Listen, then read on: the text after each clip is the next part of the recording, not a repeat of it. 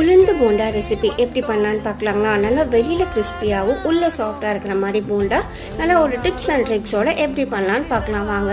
இதுக்கு ஒரு கப் உளுந்து 1 மணி நேரம் மட்டுமே ஊற வச்சுக்கோங்க. ரொம்ப நேரம் ஊறினீங்கன்னா எண்ணெய் பிடிக்கும் வடை. ஸோ அதனால் 1 மணி நேரம் ஊற வச்சதுக்கப்புறம் ஃபஸ்ட்டு ஒரு வாட்டி விப்பரில் போட்டுக்கோங்க. செகண்டு நல்லா பட்டர் மாதிரி அரைச்சி எடுத்துக்கோங்க. இப்போது அந்த மாவை வந்து நல்லா பீட் பண்ணுங்க.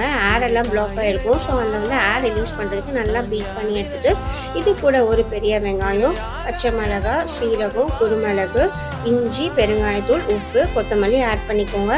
இதை திருப்பியும் வந்துட்டு நல்லா பீட் பண்ணி மாவு ரெடி பண்ணி வச்சுக்கோங்க. இப்போது வடைச்சட்டியில் நல்லா எண்ணெய் காஞ்சதுமே வடை போட்டு எடுங்க. சப்போஸ் உங்களுக்கு வடை ஒழுங்காக வரலைன்னா, பர்ஃபெக்டாக அந்த ஷேப் வரலைன்னா நீங்கள் டீ வடிகட்டி யூஸ் பண்ணி பண்ணலாம்.